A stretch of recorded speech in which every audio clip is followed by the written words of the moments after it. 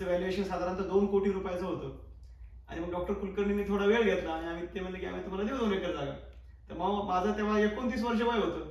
तर मी म्हणलं आपण एक तर पुण्यामध्ये नवीन आलो, 29 वर्ष वय आहे आणि डॉक्टर म्हणतात की आम्ही तुला 2 कोटीची जागा दान करू. तर म्हणलं हे सगळं फिल्मची स्टोरी चालली. वडील म्हणले झाला कामाला, हे काही खरं नसतं असं. 6 महिने निघून गेले. परत त्यांचा फोन आला की काय झालं, तुम्ही म्हटलं होते जागा पाहिजे आणि तुम्ही ती काही पुढे बोललेच नाही. आम्ही 4.5 लाख रुपये जमा केले इकून तिकून, त्याची स्टॅम्प ड्युटी भरली. परत 6 महिने निघून गेले. त्यांनी सगळा पेशन्स चेक केला, बाकी गोष्टी सगळ्या झाल्या आणि त्यांनी 2 कोटी रुपयाची जागा आम्हाला दान केली. त्यांचा आमचा परिचय फक्त बायकोचं मिसकॅरेज झालं होतं त्याच्यामुळे झालं. तर मग आम्हाला तेव्हा वाटलं की अरे हे काम आपल्याला करायचं नाहीये, हे पांडुरंग आपल्याकडून करून घेतोय, त्याची इच्छा आहे की हे सगळं व्हावं. त्यामुळे त्यानं आपला मिसकॅरेज केलं, डॉक्टरांची ओळख करून दिली. He is more than 70 and he comes to know about our work आणि त्यांनी त्याच्यात इन्व्हॉल्वमेंट घेतली. तर हे सगळं घडून येतं. चांगले लोक घडले जातात, चांगले लोक जुळले जातात. आपण फक्त आपलं कर्म जे आहे ते निष्काम करावं, आपल्या परीने आपण चांगलं देण्याचा प्रयत्न करावा. आणि मग आम्ही परत कामाला लागलो. 2 एकर जागा जी होती ती सगळं जंगल होतं. आजूबाजूला 2 किलोमीटर एकही झाड नाही. येड्या बाबळीचे झाडं होते सगळे. लाईट नाही, पाणी नाही, दूध नाही, गॅस नाही, सिक्युरिटी नाही, काही नाही, सगळं जंगल. रोड सुद्धा नव्हता. तर म्हटलं काय करायचं, कसं करायचं. पण पुढे नदी होती, मागे डोंगर होता. तर बायको म्हणली की कुठे जागा काय. तर मी म्हटलं खूप पैसा झाला, लोक म्हणतात की we will stay with nature. एकदम झाडाचे आहेत सगळे, एकदम छान परिसर आहे. तिला सांगावं म्हणलं लाईट नाही, पाणी नाही, रस्ता नाही, सगळे येडेबाबळीचे झाड आहेत. तर म्हणलं आज रात्रीच बायको पळून जाईल. ती म्हणेल की पुढे काही नांदायचं शक्यता कमी आहे. तर मग कोणत्याही गोष्टीमध्ये पॉझिटिव्ह अप्रोच ठेवायचा, आलेल्या समस्येला तोंड द्यायचं. इव्हन आलेली समस्या जी आहे ती संधी म्हणून तिचं रूपांतर करायचं.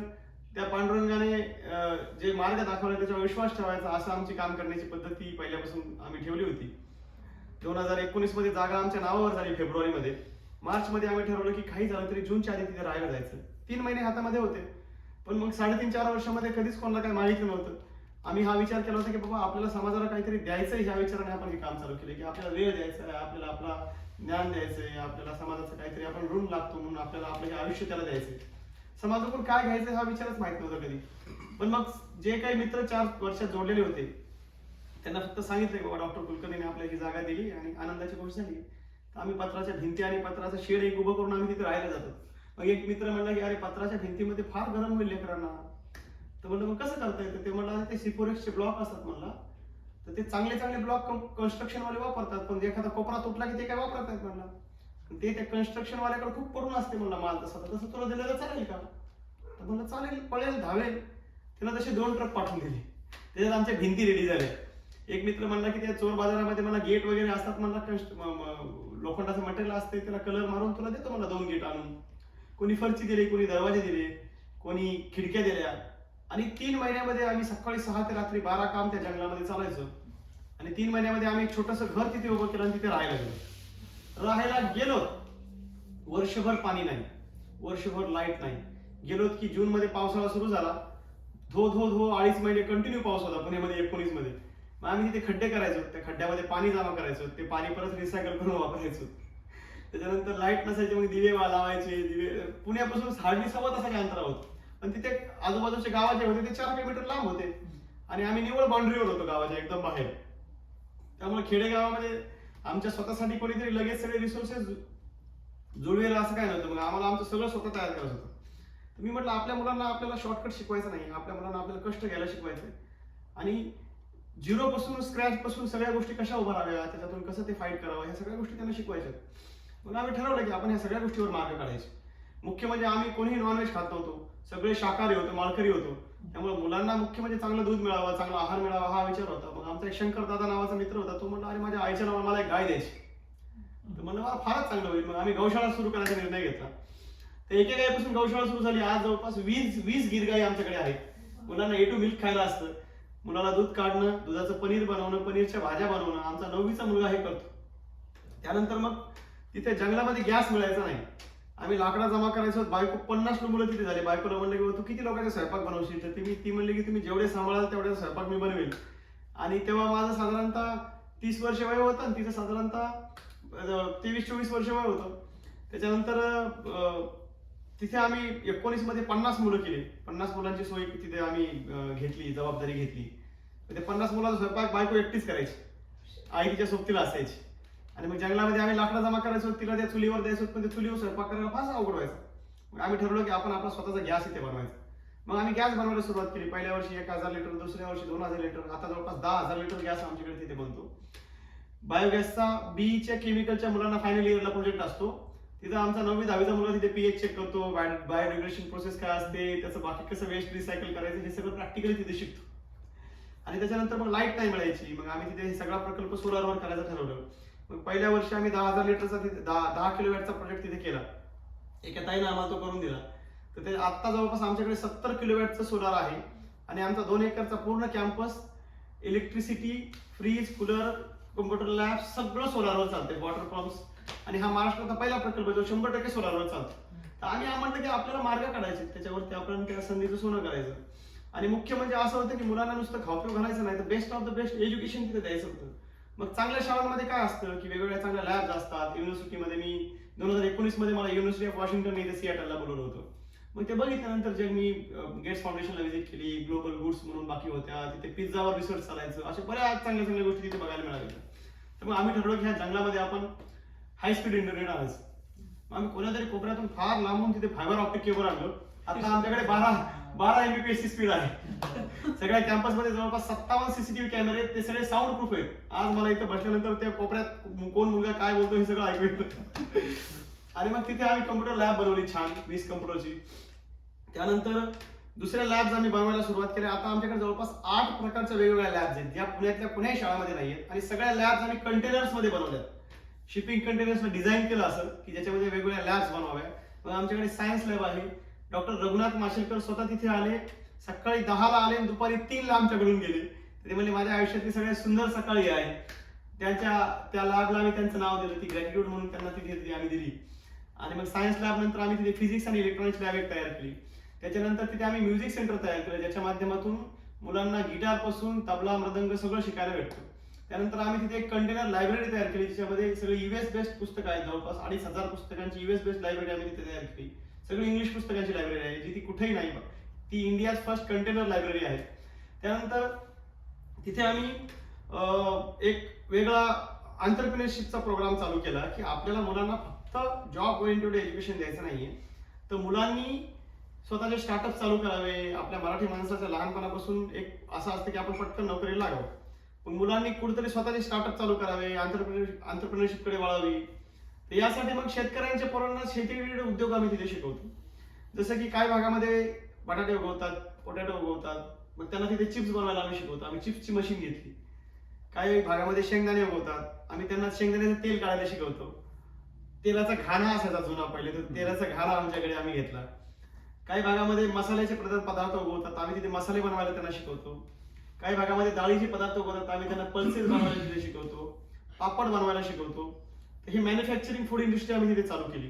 तर हे सगळं मुलांना तिथे रॉ मटेरियल सिलेक्ट करण्यापासून मॅन्युफॅक्चरिंग पर्यंत आणि ते सेलिंग पर्यंतची सगळी प्रक्रिया आम्ही मुलांना तिथे शिकवतो. त्यानंतर अन्न हे झालं की मग वस्त्र म्हणून मग मुलांना तिथे गार्मेंट इंडस्ट्री आम्ही जवळपास 20 स्विंग मशीन घेतल्या आम्ही ॲडव्हान्स, बेसिक पासून ॲडव्हान्स पर्यंत. तर त्याच्यामध्ये मुलांना गार्मेंट इंडस्ट्री आम्ही शिकवतो, शिवण काम शिकवतो, बाकी गोष्टी शिकवतो. त्यानंतर आता आम्ही एक नवीन तिथे स्किल डेव्हलपमेंट चालू केले, ज्याच्यामध्ये तिथे आम्ही त्यांना CNC मशीन पासून रोबोटिक्स पर्यंत सगळं त्याच्यात शिकवतो. इलेक्ट्रॉनिक प्लंबिंग पासून बाकीच्या गोष्टी लाईफ स्किल्स त्यांना त्याच्यात शिकवतो. हे सगळं झालं. मग तिथे आम्ही ठरवलं की आता मुलांमध्ये जे चांगले गुण आहेत त्याला आपण बाहेर काढायचं. काही जणांना खेळ आवडतो, मग आम्ही तिथे मलखांब शिकवायला चालू केली. आमच्याकडे नॅशनल प्लेअर आहेत जे तिथे मलखांब शिकवतात. आम्ही तिथे त्यांना लाठीकाठी शिकवायला सुरुवात केली. आम्ही त्यांना तिथे प्रोफेशनली चेस शिकवायला सुरुवात केली. मला अजून चेस येत नाही. आमच्याकडचे जवळपास 70% मुलांना तिथे चेस येतो. ते डिस्ट्रिक्ट लेवलला खेळतात. मलखांब आमचा मुलगा आता विभागीय लेवलला खेळतो. पुणे जिल्ह्यामध्ये आमचा मुलगा 3रा आला, सूरज नावाचा मुलगा. तो असा त्या लाकडा उभा टाकून तो वरून असा इकडे पाय टाकतो. मी त्या व्हिडिओमध्ये बघितलं, तर ते बघितलं की त्याला मी धन्य म्हणतो बाबा. तर असं काही मुलं फार छान करतात. त्याच्यानंतर एक ग्लोबल क्लासरूम नावाचा नवीन कन्सेप्ट आम्ही तिथे चालू केला, जो तिथे महाराष्ट्रात कुठंच नाहीये. ज्याच्यामध्ये एक आयसॅक म्हणून ऑर्गनायझेशन आहे, त्याच्यासोबत आम्ही काम करतो. ज्याच्यामध्ये फॉरेन मुलं तिथे येऊन 6 वीक मुलांना शिकवतात. त्याच्यामध्ये मग जवळपास आता 9 देशातले मुलं आमच्याकडे येऊन गेले. जपानच्या 3 मुली येऊन गेल्या. मागच्या जूनमध्ये आम्ही तो प्रोग्राम चालू केला. 1 वर्षामध्ये आमच्याकडे 9 जिल्ह्यातले मुलं येऊन गेले, 9 देशातले मुलं येऊन गेले. त्याच्यामध्ये जपानचे मुलं येऊन गेले, व्हिएतनाम, चेक Republic, Kenya, Dubai, Sri Lanka, Geneva, आणि त्याच्यातून ते तिथे येतात. मुलांना रोज सकाळी 6ला उठवलं जातं. 6 ते 7 पर्यंत व्यायाम, योगा, एक्सरसाइज केला जातो. आमच्याकडे 5वीचा मुलगा 50 सूर्यनमस्कार काढतो, 6वीचा मुलगा 60 सूर्यनमस्कार काढतो, तसं 10वीचा मुलगा 100 सूर्यनमस्कार रोडचे काढतो एका दमात, 100 डिप्स काढतो एका दमात. 5वीचा मुलगा जवळपास 25 ते 30 किलोची थैली अशी आरामात उचलतो छान. सकाळी त्याला ते गिरगायचं दूध खायला असतं, बाकीचे धष्टपुष्ट वजनं असतात. आणि मग 7 पासून 8:30 पर्यंत इंग्लिश कम्युनिकेशनचा क्लास होतो. फ्लुएंटली इंग्लिश कसं बोलावं, बाकी गोष्टी कशा कराव्या हे त्यांना तिथे शिकवलं जातं. आणि मग हे सगळं तिथे चालत असताना आमचं सगळ्यांचं कॉमन किचन असतं.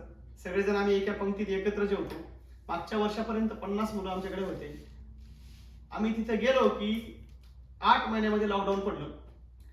2020, 21, 22 जवळपास 1.5 ते 2 वर्ष आमच्या लॉकडाऊन मध्ये गेले. पुणे हे भारतामध्ये पीकला होतं. रोजचे 2 लाख पेशंट तिथे सापडायचे. आणि त्या परिस्थितीमध्ये आम्ही तिथे 50 मुलं घेऊन राहिलो होतो. तर देव प्रत्येक वेळेस आमची अशी परीक्षा घेतो की आता हा मडकं कच्चं आहे का भाजलंय असं. ते कोणी जर स्टोरी ऐकली असेल, ते मुक्ताई चांगदेवांना म्हणायचे की हे मडकं कच्चं आहे, अजून 1400 वर्ष जगलं पण अजून भाजलंच नाही. तर ते आमचं मडकं कच्चं आहे का भाजलेलं देव असं आमचं सारखं चेक करतो. सुरुवातीला मिसकॅरेज केलं, मग त्याच्यात मग मुलगीला प्रीमॅच्युअर डिलिव्हरी केली. मग ते डॉक्टर म्हणले की तुम्ही सेपरेट राहा. आम्ही सेपरेट राहिलो नाहीत. मग त्या डॉक्टरने आम्हाला 2 एकर जागा दान केली. मग तसंच ह्या परिस्थितीत घडलं. लॉकडाऊन मध्ये 2 वर्ष आम्ही 50 मुलं घेऊन तिथे राहिलो. एकाही मुलाचं शिक्षण थांबू दिलं नाही. एकही मुलाला नमस्कार. आम्ही जरा प्रवास सांगायला सुरुवात केला होता. खुर्ची घ्या म्हणतात. तर मग त्या लॉकडाऊन मध्ये आमच्याकडे एक माणूस आला. ते कृष्णकुमार बुक त्यांचं नाव होतं. संगमनेरचे मोठे इंडस्ट्रियलिस्ट होते. ते केमिकलची, क्लीन सायन्स अँड टेक्नॉलॉजी मोठी कंपनी त्यांची केमिकलची. आणि 350 कोटीचा नुसतं प्रॉफिट होतं त्यांच्या कंपनीचं. ते मला नंतर कळालं. पण ते आधी आले आणि चिकूच्या झाडाखाली बसली येऊन आमच्याकडे बाहेर असं.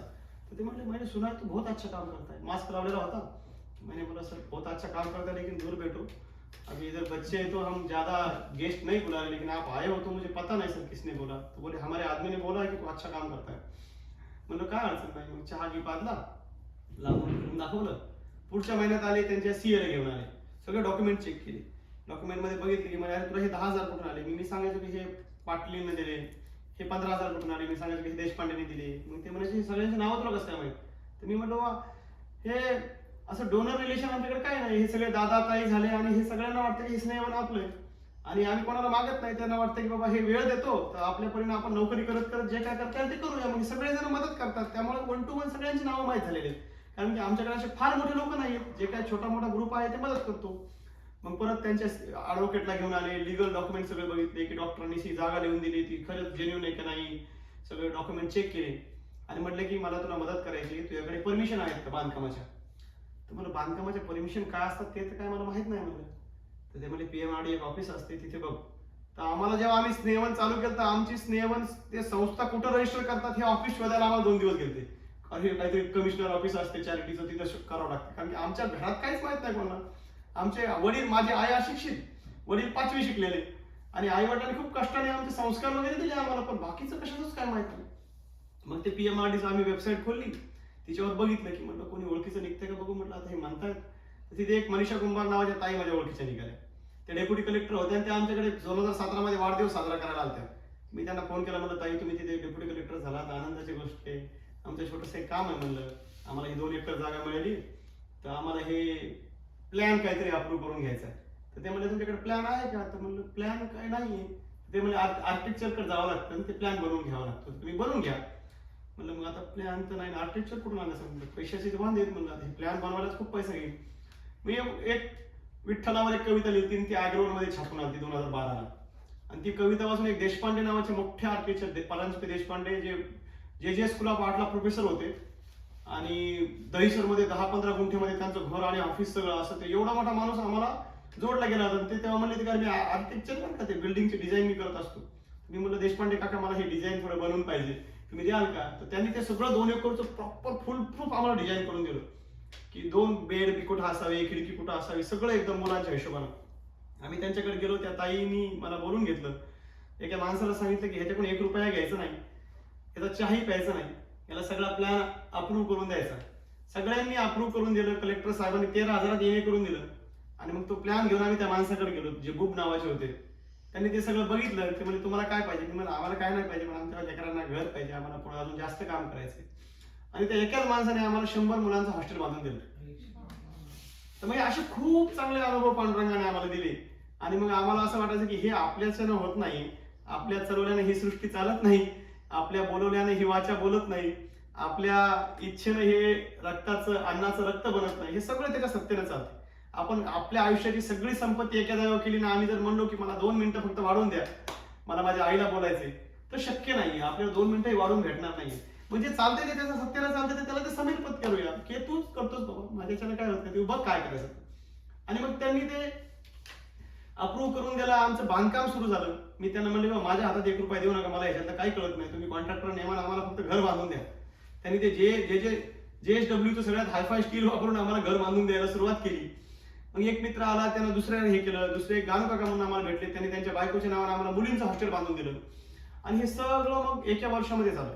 लॉकडाऊन नंतर आमच्याकडे आता जवळपास जिथे 50 मुलांना झोपायची अडचण व्हायची पत्रामध्ये, घर गाळायचं, एकूण तिकून बाकी गोष्टी व्हायच्या, आम्हाला चांगल्या फरचीची सवय राहायची, तर महिनाभर आम्हाला त्या फरची उचलण्यातच आमचं शिकण्यातच गेलं, दनादन आदळायचो आम्ही खाली. तर मग त्याच्यातून पांडुरंगाने आम्हाला लॉकडाऊन नंतर जवळपास 200 मुलांचे मोठे हॉस्टेल बांधून दिले, जिथे आम्ही 2500 स्क्वेअर फीट मध्ये, म्हणजे 2500 स्क्वेअर फीट मध्ये आम्ही पहिल्यांदा 10 बाय 10च्या 2 रूम मध्ये काम चालू केलं होतं. ते 5 वर्षानंतर आम्हाला तिथे 25,000 स्क्वेअर फीटच्या 2 इमारती उभ्या राहिल्या. मग आम्हाला असं वाटलं की नाही हे आपल्यासाठी नाहीये काही. माझं आता 34 वर्ष वय आहे आणि बायकोचं 26 वर्ष वय आहे. म्हणलं आपण झोपायचं नाही आता. आम्हाला 6 वर्षाची मुलगी ती लहान होती, आनंदी, ती 6 वर्षाची झाली. मग आम्ही ठरवलं की आपण तिला ज्या बाजू शाळेत मुलं जातात त्या शाळेत तिला टाकायचं. कॉमन किचन मध्ये ती जेवते. आम्ही तिला पहिल्यांदा ठरवून जिल्हा परिषद शाळेमध्ये शिकवायला टाकले. ती आता जिल्हा परिषद शाळेत मुलांसोबत जाते आमच्या. आणि मग आम्ही आता यावर्षी ठरवलं की जर पांडुरंगाने एवढी मदत आपल्याला केली किंवा एवढे चांगले लोक आपल्या पाठीशी उभे राहिले, तर आपण अजून जास्त मुलांसाठी काम करायचं. 50 मुलांचं तर आपलं आता धकतंय, 50 मुलांचं करायचं आणि झोपायचं याला काय अर्थ नाही. मग मागच्या वर्षी 5-10 मुलं असे तसे कमी झाले. यावर्षी आम्ही 40 मुलं मग होते, 40चे डायरेक्ट 80 केले यावर्षी. यावर्षी म्हणलं आपण 80 मुलांना सपोर्ट करायचा आणि 80 मुलांचे ऍडमिशन आम्ही तिथे केले. यावर्षी पहिल्यांदा 20 मुलींच्या ऍडमिशन आम्ही केले आणि मुलींसाठी नावा प्रकल्प तिथे चालू केला. आणि 80 मुलांचे ऍडमिशन करून मी इकडे आलो. शाळेत ऍडमिशन केले, कॉलेजमध्ये ऍडमिशन केले. आमचा जो पहिला मुलगा होता तो आता MSc ऑर्गॅनिक केमिस्ट्रीमध्ये मास्टर्स झाल्यानंतर तो आता हैदराबादला सिंजीन म्हणून कंपनी तिथे जॉबला लागला. एक जण ग्रॅज्युएट झाला, तो आता चाकणमध्ये MIDC जॉबला लागला. 3 जण जे सगळ्यात मोठे होते त्यांना 10वी 12वी झाल्यानंतर आम्ही BCA ला ऍडमिशन दिलं. ते आता फायनल इयरला आहेत BCAच्या. ते अजून 1-2 वर्षामध्ये मास्टर्स करून ते पण खूप चांगल्या प्रकारे तिथे होतील. मागच्या वर्षी आमचा 10वीचा 87% 86% निकाल लागला पोराला. आणि कोणताही क्लास नाही, कोणतं ट्युशन नाही, काय नाही. महाराष्ट्रामध्ये तिकडे ट्युशनचं खूप फॅड असतं, पण ह्या मुलांनी खूप स्ट्रगल मधून सगळं कम्प्लीट केलं. ते आता 3 जण, त्याच्यातले 3 चौघ जे आहेत ते आता इंजिनिअरिंग करणार आहेत. त्याच्यातल्या दोघांना जयंत दादाने स्कॉलरशिप दिली यावर्षी आणि मग ते आता तिथे चांगलं शिकतायत. यावर्षी एका मुलीला 88% मार्क पडले, तिलाही आम्ही केलं, तिला इंजिनिअरिंग करायची आहे. आणि मग यावर्षी जे मुलं वाढले त्यात सगळ्यात छोटा गट जास्त आम्ही घेतला. तर 1ली ते 4थी मध्ये आमचे 20 जण आहेत. तर यावर्षी आम्ही जवळपास 100 लेकरांचे मायबाप आहेत. ज्या काही महिला तिथे असायच्या जे बोलत होत्या, तर त्या काही 8 महिलांना आम्ही यावर्षी तिथे मुद्दाम काम दिलं. या शेतकऱ्यांनी आत्महत्या केल्या की आमच्याकडे सगळी सिस्टीम आता वुमन एम्पॉवरमेंटवर चालते. 1-2 फक्त माणसं आम्ही आहोत, बाकी सगळ्या महिलाच आहेत. 10-15 जणी सगळं प्रकल्प सांभाळतात. कोऑर्डिनेटर महिला आहेत, अकाउंट्स महिला आहेत, बाकी सगळ्या गोष्टी महिलांमध्ये आहेत.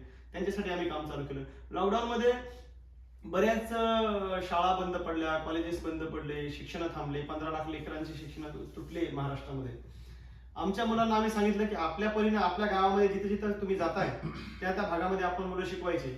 आणि लॉकडाऊन मध्ये आम्ही 200 मुलं सांभाळले, 200 मुलं शिकवली आमच्या मुलांनी. ज्ञान क्षेत्र नावाचा आम्ही प्रकल्प चालू केला आदिवासी लेकरांसाठी आणि तो प्रकल्प अजून तिथे चालतो. त्यानंतर काही दिवसापूर्वी आम्ही साखर शाळा चालू केली, जे ऊसतोड कामगार आमच्या आजूबाजूला यायचे. पण आम्हाला असं वाटायचं की हे ऊसतोडी झोपड्यांमध्ये राहतात, 6-6 महिने हे लेकरं बाहेर पडतात, कुपोषण वाढते, ह्या लेकरांना आपण शिक्षण द्यावं. मग त्यांच्यासाठी आम्ही साखर शाळा चालू केली. आजूबाजूला हेल्थ कॅम्प अरेंज व्हायचे नाही, मेडिकलचे इश्यू असायचे. मग आम्हाला एक जणांनी ॲम्ब्युलन्स दिली. आम्ही तिथे एक फिरता दवाखाना चालू केलाय. दर महिन्याला 100 लोकांचं आम्ही हेल्थ चेक तिथे करतो. त्यानंतर एक नवचेतना नावाचा प्रकल्प आम्ही चालू केला, जिथे वर्कर आहेत बरेच बंगाली समाजाचे, त्यांच्यासाठी आम्ही ओपन स्कूल चालू केले. आमचे जे कॉलेजचे मुलं आहेत ते कॉलेज झाले की त्या मुलांना आमच्याकडे 4 तास शिकवतात आणि असे बरेच कामं तिथे आम्ही छोटी छोटी तिथे करायला सुरुवात केली आहे. मागच्या 9 वर्षापासून हे काम चालू आहे. छोटंसं काम आहे. आज परत एकदा पांडुरंगाने इथं अमेरिकेमध्ये यायची संधी दिली. एक मित्राने त्या BMM ला बोलवलं होतं, एका ताईने ते जाण्याचं तिकीट काढलं. जयंत दादा म्हटलं की मग तुम्ही आमच्याकडे या आणि आज तुमच्या सगळ्यांचं आशीर्वाद घेण्याचं भाग्य मला लाभलं. त्यामुळे जयंत दादाचे त्यांच्या कुटुंबाचे आभार, तुमच्या सगळ्याचे आभार. तुम्ही इतकं वर्किंग डे असून सुद्धा तुम्ही आज इथे वेळ काढून आलात. थांबतो. रामकृष्ण हरी.